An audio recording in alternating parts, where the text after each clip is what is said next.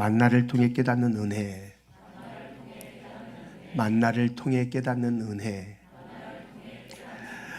믿음의 성도들이 믿음의 길을 걸어가면서 수많은 은혜들을 체험하면서 믿음의 길을 걷죠. 그래서 우리가 볼 때 저 사람은 정말 믿음 흔들리지 않을 것 같아 라고 했던 그런 사람조차도 어떤 현실의 어려움을 맞닥뜨리게 되면은 그 현실의 어려움 앞에서 믿음의 싸움을 싸워간다는 게 그렇게 쉬운 것만은 아닙니다. 그렇게 은혜를 경험하고 그렇게 견고하다고 했던 그 사람도 막상 그 현장을 만나면은 흔들리는 거죠. 내가 힘들어지고 지칠 때면 누구나 할 것 없이 영적 싸움을 그렇게 쉽게 이겨나갈 수가 없어요. 모든 사람들이 내가 당해보지 않을 때는 그렇게 말합니다. 아주 쉽게 말합니다. 에이, 그 정도도 못 이기나? 믿음이 있다고 그러면서 에이, 그 정도 가지고 저렇게 요란을 떠고 저 난리를 칠까? 저게 뭐 대수라고? 그렇게 생각하고 말할 수 있습니다. 그런데 여러분, 그때 우리는 우리의 입술을 조금 조심해야 됩니다. 저희 장모님과 함께 제가 이렇게 보낼 때, 제가 사역을 마치고 집으로 돌아가면 장모님이 집에서 좀 좋지 않은 일이 있었을지라도 제가 집에 딱 들어가지 않습니까? 그러면은 얼굴 환한 얼굴로 이 목사님 수고하셨어요. 꼭 애기처럼. 이 목사님 오늘도 수고하셨어요. 이렇게 맞아줬어요. 환하게 웃으면서. 예. 뭐 딸하고 잠깐 안 좋은 신경이 하다가도 제가 들어가면 그렇게 환하게 웃으면 저를 맞아줬어요. 그런데 언제부턴가 들어가면은 우리 어머니가 인상을 막 쓰고 계시는 거예요. 그렇게 믿음이 있고 그렇게 그 환경에서도 미소로 바꿀 수 있었던 그분이 언제부턴가 들어가면 인상을 쓰고서 인사를 안 해주는 거예요. 웃으면서 맞아주면 참 좋겠는데 그렇지 않는 거예요. 그래서 뭐가 기분 상한 일이 있으셨나? 뭐가 좀 불만스러운 일이 있으신가? 그렇게만 생각하고 지나갔어요. 근데 여러분, 몸이 아프신 거였어요. 몸이. 여러분, 나이 들면 몸이 아프잖아요. 이유 없이 이곳저곳이 아프고 자고 일어나면 그냥 막 아프고, 아프니까 자기가 마음은 웃어주고 싶고, 그런데 몸이 아프니까 그 환한 미소를 짓지 못하는 거예요. 그러다 보니까 마음은 아직 안 늙었는데 몸이 늙어가지고, 여러분 마음이 늙었다는 소리 들어봤어요? 저는 아직도 마음은 청춘입니다. 그래서 가끔씩 사역할 때도 지금 청춘인 줄 알고 사역을 해요. 몸이 늙은 줄은 모르고. 그래야 자꾸만 병이 나. 무리해갖고.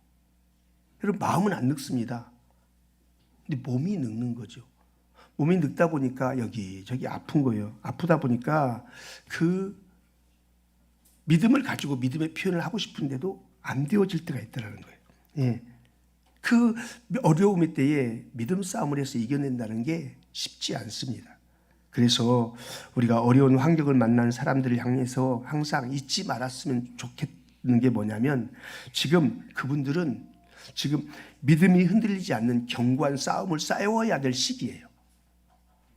그러니까 우리가 그 사람들을 향하여서 그냥 그 싸움은 만만치 않은 싸움인데 그 싸움을 싸울 때 그 믿음 싸움을 잘 할 수 있도록 우리는 기도하는 거예요.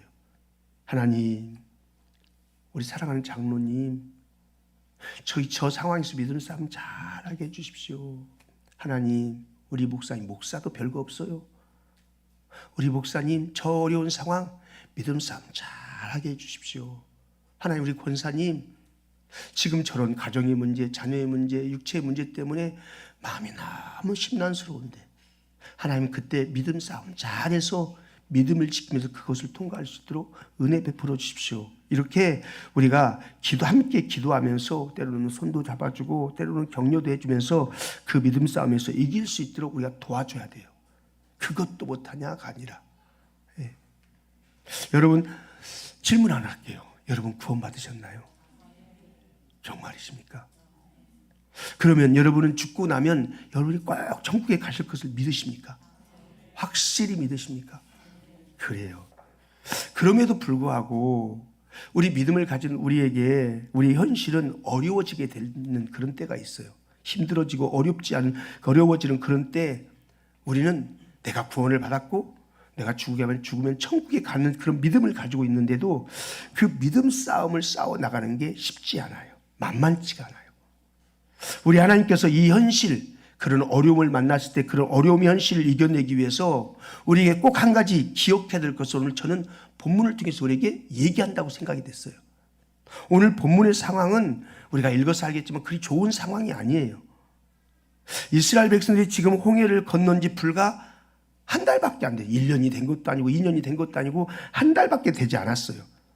이들이 홍해를 건널 때 놀라운 기적과 이적을 그들의 눈으로 똑똑히 보았던 사람들입니다.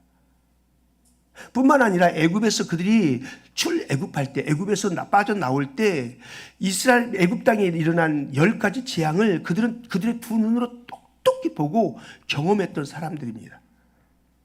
그런데 지금 한 달밖에 되지 아니한 저들의 처지는 결코 만만치가 않았습니다. 저들이 가지고 왔던 음식 조금씩 가져왔겠죠. 다 떨어졌습니다. 그래요. 음식이 떨어진 것까지는 뭐 먹으니까 없어지니까 떨어질 수 있죠. 떨어진 것까지는 좋아요. 만약에 여기가 광야가 아니었다면 음식 떨어졌다 그러면은 그래 어디 가서 벌어서 음식 만들어 와서 벌어서 음식 채우면 돼요. 아니면 씹어서 음식 채우면 돼요. 아니면 산이 있다면 산이라도 올라가서 풀뿌리라도 빼가지고 먹을 수 있어요. 그런데 여기는 광야입니다. 앞을 봐도 옆을 봐도 뒤를 돌아봐도 광야. 아무것도 거둘 수 없는 그런 광야입니다.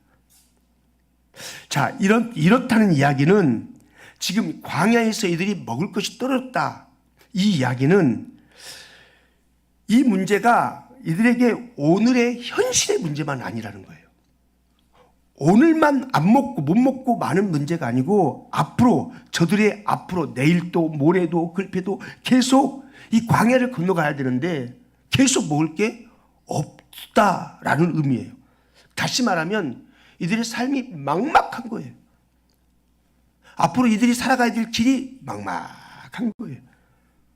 그런데도 그런 막막한 상황 가운데 있는 그 백성들을 향하여서 우리 하나님께서 이스라엘 백성들에게 요구하는 게 뭐냐? 우리 하나님께 이스라엘 백성들에게 요구하는 요구는 딱 한 가지였어요. 믿음의 싸움이 이들에게 있었으면 좋겠다. 이들이 이런 상황에서 믿음의 싸움을 싸워서 이겼으면 좋겠다. 이게 그 백성들을 향한 하나님의 딱 한 가지 마음이었어요. 오늘 4절 보세요. 4절 함께 한번 읽어볼까요? 시작. 그때 여호와께서 모세에게 이르시되 보라 내가 너희를 위하여 하늘의 양식을 무엇과 같이요 비같이 내리리니 백성이 나가서 일용할 양식을 어떻게 했대요? 날마다 거둘 것이라. 이같이 하여 그들이 내 율법을 준행하나 아니하나 내가 시험하리라. 이렇게 말씀하세요. 이런 겁니다. 내가 이것만 있으면 난 살 수 있어. 난 이것만 해결되면 난 불평 없어. 원망 없어. 난 이것만 있으면 비만 내려주면 만나만 내려주면 먹을 것만 주면 나는 원망하지 않고 불평하지 않고 갈 수 있어. 그렇게 말하고 있는 거 이들이. 그러니까 하나님께서 뭐라고 말하냐? 야 그래? 내가 비같이 내려줄게. 만나를 비같이 내려줄게. 그거 한번 비같이 내리는 거 먹어봐. 그것도 날마다 내려줄게. 그런데 네가 원망하나 불평하지 않나 내가 시험해 볼 거야. 이게 무슨 말입니까? 너희는 만나를 비같이 내려주고 날마다 그 비같이 내려준 만나를 거두어도 너희들은 원망할 거다. 불평할 거다. 그러니까 너희에게 지금 필요한 것이 주어졌다고 너희의 원망이 그치거나 너희에게 필요한 것이 채워졌다고 너희의 불평이 그치지는 않는다. 그러면 그 인생을 걸어갈 때 너희에게 필요한 것은 믿음으로 싸우는 이 싸움이 너희에게 진짜 필요하다. 그겁니다. 여러분 진짜 그렇습니다. 당장 내가 어려움을 겪고 있을 때 우리 모두가 이런 생각을 합니다. 이것만 있으면, 이 문제만 해결되면 내 평생 하나님 섬길게요. 그러나 우리 하나님은 아십니다. 아니 너 이거 해결해 준다고 네가 지금 원망하던 불평 그것들 없어지지 않아. 멈춰지지 않아. 그러니까 네가 필요한 거 해결해 줬다고 네 인생이 원망이 사라지지 않아. 그런 상황에서 네가 그게 채워지길 바라는 것보다 더 해야 될 것은 믿음의 싸움을 싸워야 되는 거야. 이렇게 말씀하시는 거예요. 그래서 하나님께서는 인생의 광야길에서 필요한 것을 안 주신다. 이게 아니라 그 필요한 것들을 채워준다 해서 너희들의 인생길 원망과 불평이 사라지지 않는다는 겁니다. 너희들이 꼭 기억해야 될 것은 이것이다.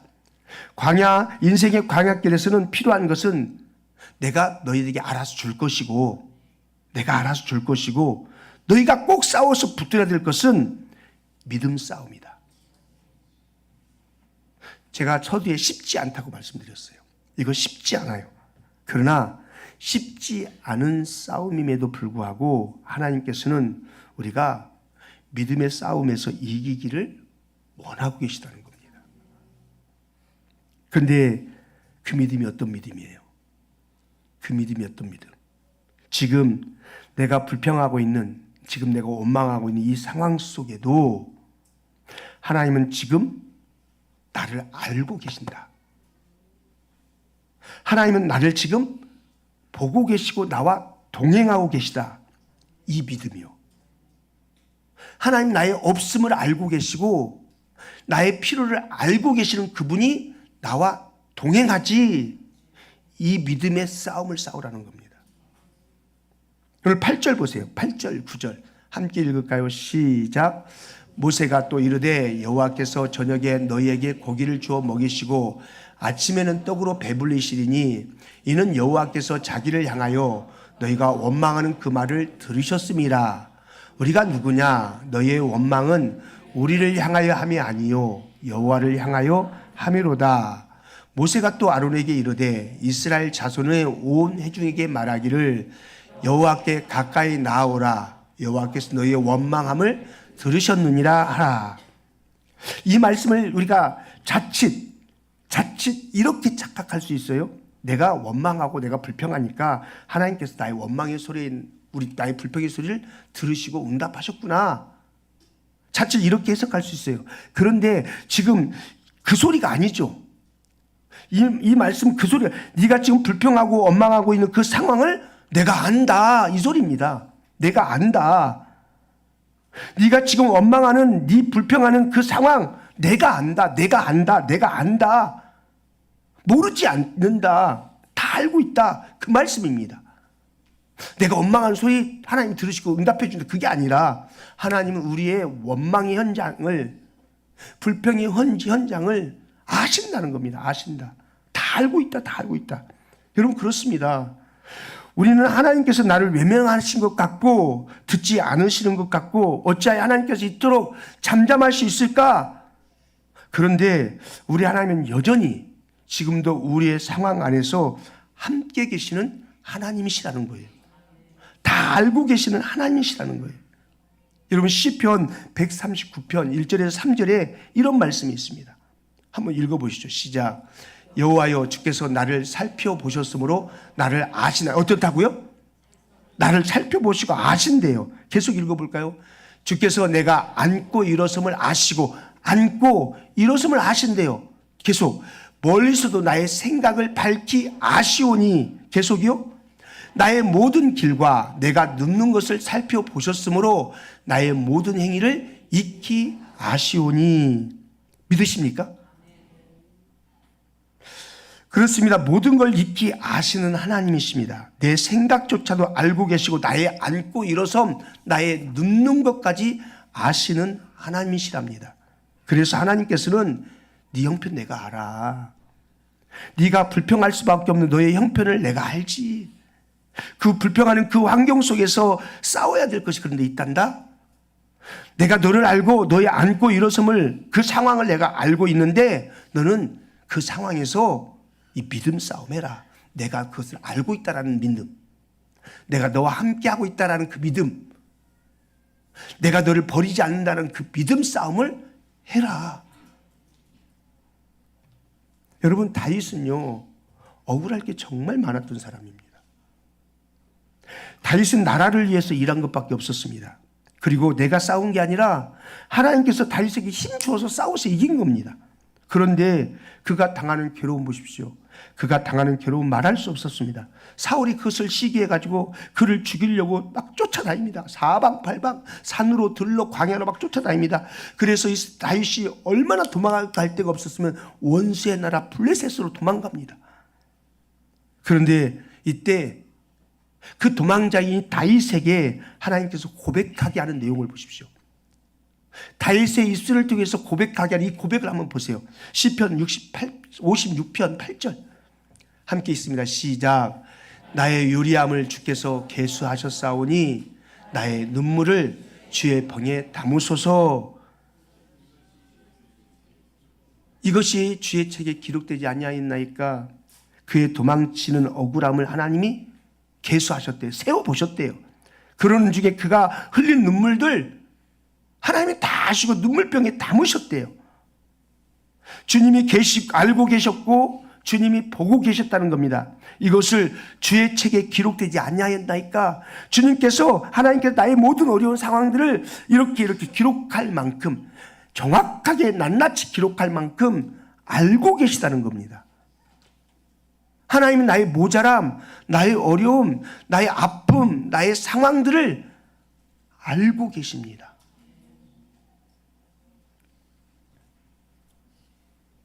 이 믿음 싸움을 하라는 거예요. 이 믿음 싸움. 제가 청년 시절 신학 공부를 하기 위해서 학교 다닐 수 있는 직장을 주십시오 하면서 처음으로 작정 기도를 시작했어요. 40일 작정 기도. 그렇게 기도하면서 제가 직장을 찾다가 저희 교회 다니는 한 집사님에 의해서 거기에 이런 자격증을 가진 사람을 찾는데, 당신이 그 자격증이 있으니까 딱인 것 같다 해서 제가 거기다가 이력서를 냈어요. 그리고 그 집사님 말에 뭐 다 된 것 같다. 당신밖에 이렇게 적합한 적 없는 것 같다. 된 것 같다. 그랬어요. 그런데 발표는 전혀 다르게 났습니다. 그 회사에 알고 있던 더 윗줄이겠죠. 윗줄? 꼬리표 단 사람이 뭐 자격증도 없는데 거기 쑥 들어가 버렸대요. 제가 그때 얼마나 실망했는지 모릅니다. 기도도 했고 분명히 내가 거기에 적합한 사람이라고 말도 하고 회사에도 그렇게 했었대요. 그런데 결과는 전혀 달랐어요. 그때 원망하고 불평하고 마음 아파하고 그럴 게 있는데 담임 목사님께서 기도를 좀 더 해라고, 다니엘 작전기도 21일 작전기도를 더 하래요. 그렇게 다니엘 기도를 하는 중에 하나님께서는 나는 이 학교를 다니기 이 직장이 있어야 된다고 생각했어요. 근데 하나님은 제가 만약에 그 열병합발전소에 들어갔으면 학교 안 다녔을 겁니다. 저는 직장 생활에서 먹여 살려야 했기 때문에 저는 야간을 다녀야 했습니다. 학교를. 근데 거기 가면 야간을 다닐 수가 없어요. 시간 6시 퇴근이니까. 학교 6시 수업인데. 하나님은 제가 보지 못한 그 앞길까지 다 아시고 나를 아신 거예요. 나를 아시고 직장을 주셨는데 중앙대학병원 학교까지 전철 타면 15분밖에 안 걸려요. 거기는 진료가 4시면 다 끝나요. 4시 반부터 퇴근 준비해요. 구두 닦고 퇴근 준비해요. 5시 되면 식당에서 밥 줘요. 식당에서 밥 먹고 널널하게 가도 여유 있어요. 그런 직장으로 저를, 그것도 사무실도 혼자 다 쓸 수 있게 다 준비시켜 놓고 그런 직장으로 저를 인도하셨어요. 제가 그때 알았어요. 제가 그때 제 마음에 이런 확신 하나가 들어왔습니다. 저는 그 직장을, 제게 허락하신 그것을 보면 직장, 밥 먹고 돈 벌고 할 수 있는 직장을 얻은 게 아니라 저는 하나님을 얻어버렸어요. 나를 알고 내 인생을 이끌어 가시고 펼쳐 가실 그 하나님을 나는 얻어버린 거예요. 단순한 직장이 아니었어요. 단순히 돈벌이 하는 직장이 아니고 단순히 밥 먹고 살 수 있는 직장이 아니었어요. 하나님은 나를 너무도 아셨고 하나님 내 길을 아셔서 내게 가장 적절하고 탁월하고 가장 필요한 직장을 미리 준비하고 계셨던 거예요. 나는 여기가 제일이라고 생각했는데 하나님은 그러지 않았던 거예요. 그때 저는 나는 이 직장이 그냥 직장이 아니라 하나님이시구나. 그리고 저는 내 앞길을 하나님께서 아시고 인도하실 거라는 그런 확신을 가지고 지금까지 걸어왔어요. 어려운 일이 있을 때면 하나님은 나를 아시는 분이었어요. 제가 저의 감정을 더 집어넣으면 좋겠지만 시간상 생략하고 아시는 분이셨어요. 네.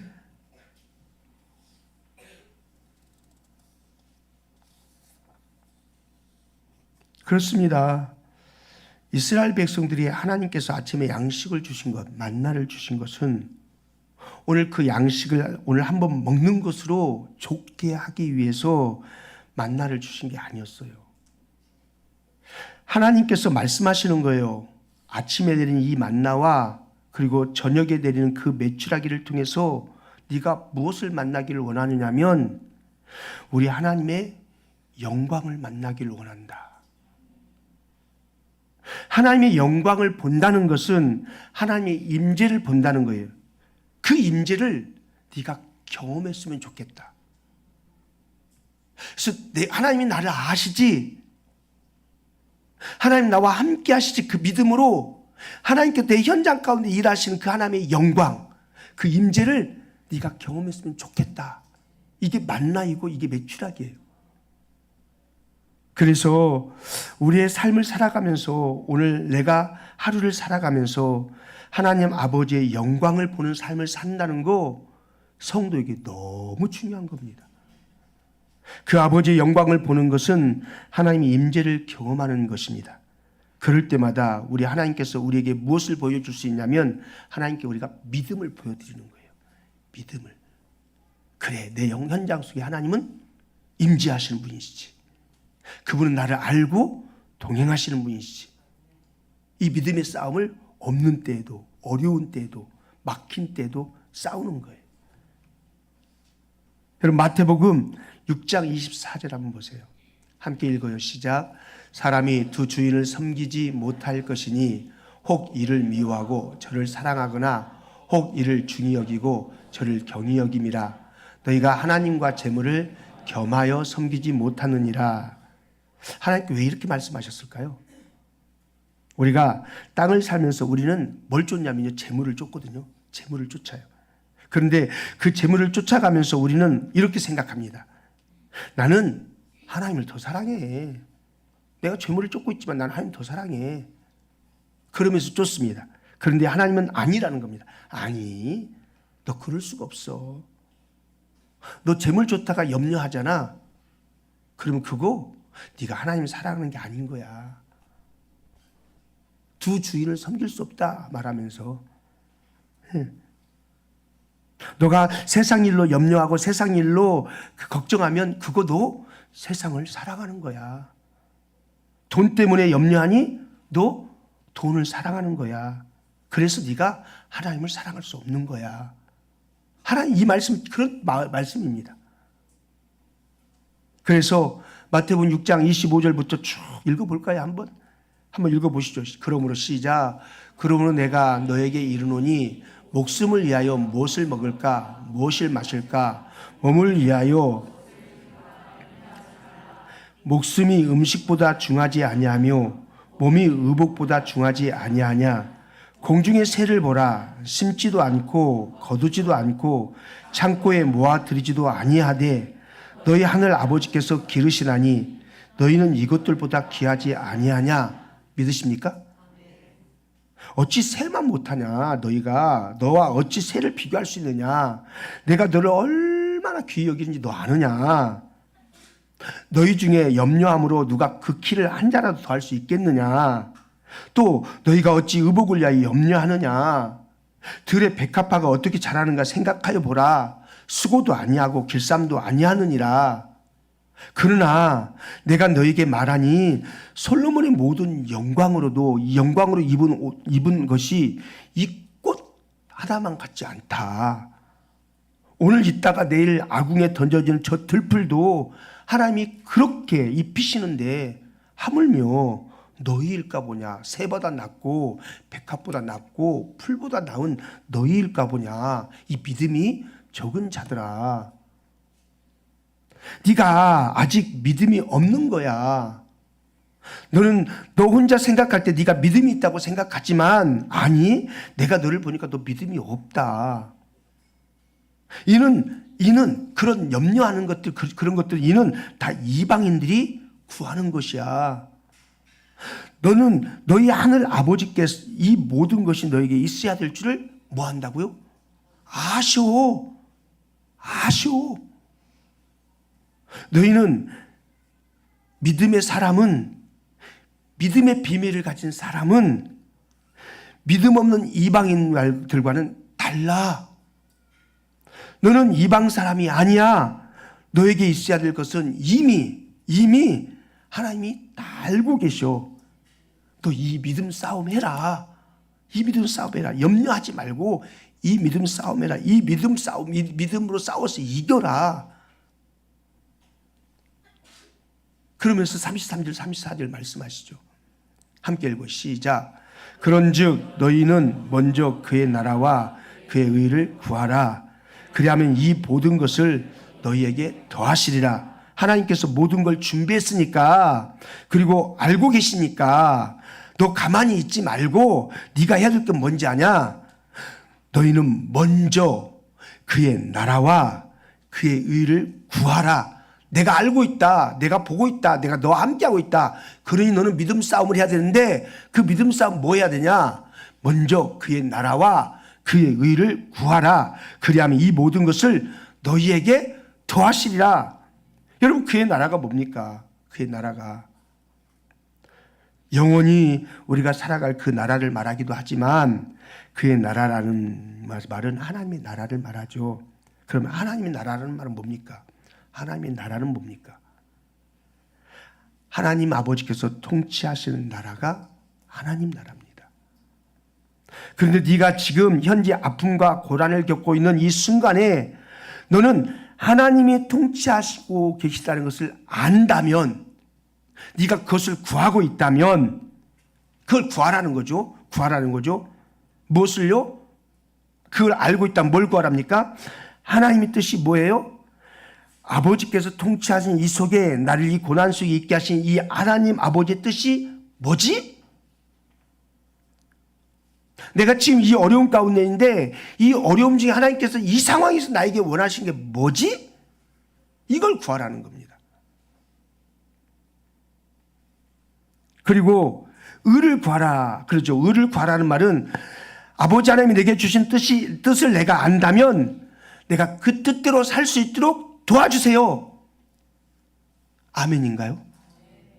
그걸 구하랍니다. 그러므로 내일 일을 위하여 염려하지 말라. 내일 일은 내일 염려할 것이요 한날의 괴로움은 그날로 족하니라. 만나를 어떻게 내려준다고요? 매일 비처럼 내려준대요. 그러니까 오늘 아침에 만나 거두러 가서 거두면서 내일 뭐 먹지 해갖고 더 많이 거두올 필요 없어요. 다 쓸어버리잖아요. 내일 걱정은 내일 해라. 왜냐하면 하나님께서 내일 또 나를 아시고 나와 함께 하시며 나에게 역사하시는 그 하나님이니까 그 믿음 싸움을 해라. 사랑하는 성도 여러분, 오늘이라는 하루는 하나님이 만나를 주시는 그 지혜를 얻는 시간입니다. 내가 살아가는 만나가 있으면 그냥 단순히 내가 사는 것을 생각하지 마라. 너에게 오늘 먹을 것이 있었다면 그 먹은 것 속에 하나님을 봐라. 네가 오늘 무언가 이루었다면 그 이룬 것만 생각하지 말고 그 이룬 것 속에서 하나님을 만나라. 그 하나님의 영광을 그곳에서 봐라. 그러면 내일은 하나님이 반드시 이끌어 가시는 것을 우리가 확신하게 될 거야. 믿음 싸움 해라. 그 말씀입니다. 여러분 풋프린트 아시죠? 풋프린트스 인 더 샌드, 우리나라 말로 모래 위에 발자국, 그렇죠. 이게 굉장히 오래된 이야기 아닙니까? 말씀을 준비하다가 이 예화가 생뚱맞게 이 예화가 오래된 이야기 다 알고 있는 이야기인데 그걸 또 하라는 마음을 주셨어요. 그래서 하려고요.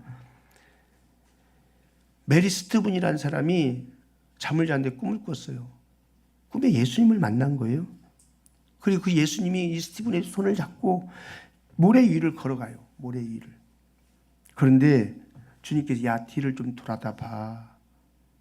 그래서 뒤를 돌아다 봤더니 발자국이 모래 위에 두 사람의 발자국이 딱 나 있는 거예요. 두 사람이 걸은 발자국이 나 있는 거예요. 근데 그 두 사람의 발자국이 어느덧 시간이 가다가 한 사람의 발자국만 있는 거예요.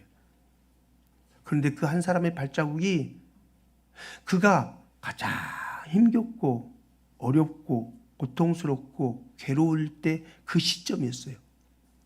그래서 그랬어요. 하나님, 이때는 내가 정말 힘들었는데 왜 저를 홀로 걷게 하셨습니까?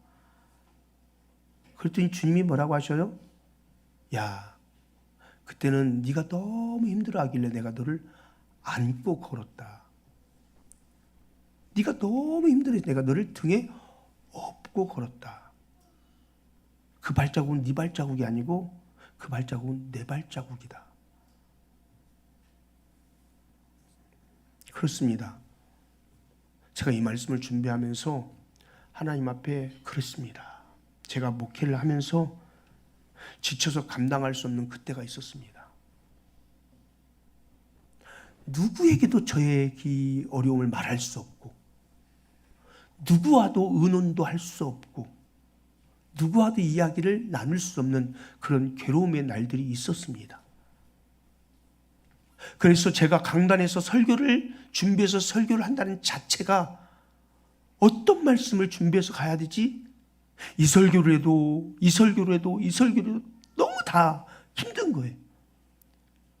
그렇게 한 6개월 이상을 제가 강단에 서는 것에 대한, 이 말씀을 전해도 이 사람들이 이 말씀 저 말씀 이 사람 그런 어떤 고통의 시간들을 제가 걸으면서 갈 때, 그때 내가 걸은 게 아니고 하나님께 저를 짊어지고 그 길을 걸으신 거예요.